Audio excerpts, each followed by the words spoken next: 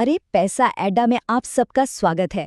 आज हम बात करने वाले हैं फाइनेंस की दुनिया के एक बिल्कुल नए खिलाड़ी के बारे में, जिसकी ना आजकल बड़ी चर्चा हो रही है। पर उस पर बात करने से पहले अगर आप यहाँ नए हैं तो फटाफट सब्सक्राइब बटन दबा दीजिए। यार सुनना, मैं आजकल एक नया शब्द सुन रहा हूँ, सिफ, SIF।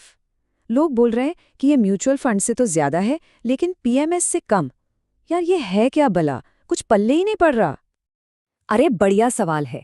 देख, SIF को समझने के लिए ना पहले हमें इन्वेस्टमेंट की दुनिया के दो बड़े धुरंधरों को समझना होगा। एक तरफ है म्यूचुअल फंड्स और दूसरी तरफ है PMS।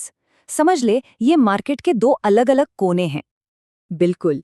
देख, म्यूचुअल फंड को तू समझ ले एक स्टैंडर्ड थाली की तरह, जो सबके लिए बनती है। इसमें सेबी के नियम कानून एकदम सख्त होते हैं। क्या परोसना है, कितना परोसना है, सब पहले से तय है। वहीं दूसरी तरफ है PMS, यानी पोर्टफोलियो मैनेजमेंट सर्विस। ये समझ ले अल्ट्रा अमीरों के लिए एक पर्सनल शेफ जैसा है। यहाँ पूरी छूट है, जो डिश चाहिए बनाओ, जैसी स्ट्रैटेजी अपनानी है अपनाओ। हाँ, वो तो है। म्यूचुअल फंड तो कोई भी शुरू कर सकता है, 500 रुपए की SIP से भी। बिल्कुल, लेकिन PMS में एंट्री के लिए कम से कम 50 लाख रुपए चाहिए। अब तू खुद सोच, कहाँ 500 रुपए और कहाँ 50 लाख। इनके बीच में कितना बड़ा गैप है।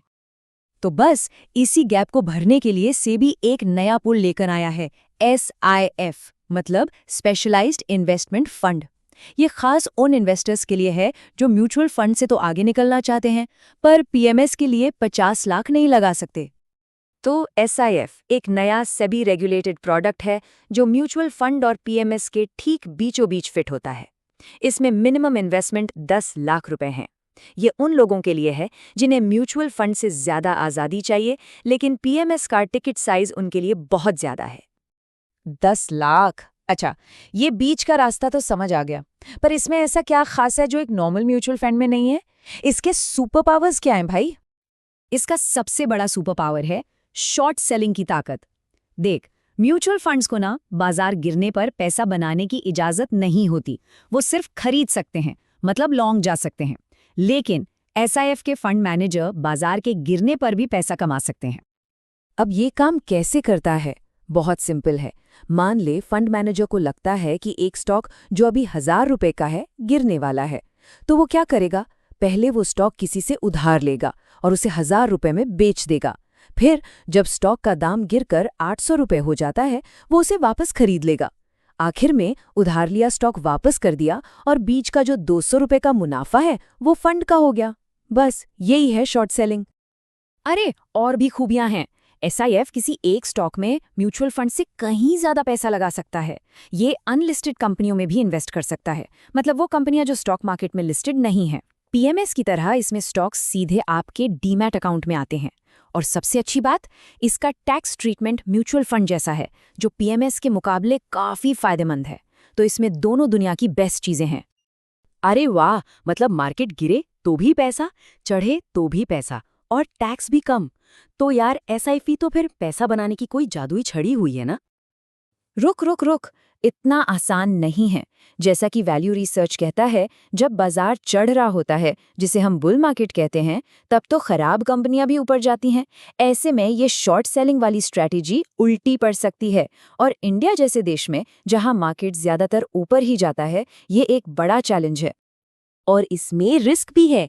पहला, ये बहुत वॉलेटाइल हो सकते हैं, मतलब उतार चढ़ाव बहुत ज्यादा हो सकता है। दूसरा, लिक्विडिटी कम है, म्यूचुअल फंड की तरह रोज पैसा नहीं निकाल सकते। और अगर किसी की इन्वेस्टमेंट वैल्यू 10 लाख से नीचे चली गई तो पूरा पैसा निकालना पड़ सकता है। और तीसरा, क्योंकि ये कम स्टॉक्स में ज्यादा पैसा लगाते हैं, तो अगर एक भी स्टॉक डूबा तो बड़ा नुकसान हो सकता है। ओह, तो मतलब इसमें रिस्क भी कोई कम नहीं है। तो फिर ये कैसे तय किया जाए कि SIP में किसे पैसा लगाना चाहिए और किसे नहीं? देख, सीधी बात है, ये सबके लिए नहीं है। SIF उन अनुभवी इन्वेस्टर्स के लिए है जिनके पास कम से कम 10 लाख रुपए का सरप्लस पैसा पड़ा है, जिन्हें मार्केट की अच्छी खासी समझ है और जो ज्यादा रिस्क झेल सकते हैं। जो लोग नए हैं या जिन्हें कभी भी पैसे की जरूरत पड़ सकती है, या जो ज्यादा रिस्क नहीं लेना चाहते, उन्हें म्यूचुअल फंड्स में ही रहना चाहिए। तो कुल मिलाकर SIF एक बहुत ही दिलचस्प और नया ऑप्शन है जो म्यूचुअल फंड और PMS के बीच की खाई को भरता है। ये ज्यादा फ्लेक्सिबिलिटी और एडवांस स्ट्रैटेजी देता है। पर सवाल ये है कि क्या ये बीच का रास्ता हमेशा अपनी दौलत के लिए सबसे अच्छा रास्ता होता है? ये एक ऐसा सवाल है जो हर इन्वेस्टर को खुद से पूछना होगा। उम्मीद है एसआई के बारे में ये सारी जानकारी आपके काम आई होगी। फाइनेंस को ऐसे ही आसान भाषा में समझने के लिए पैसा अड्डा को सब्सक्राइब करना बिल्कुल मत भूलिएगा। मिलते हैं अगली बार।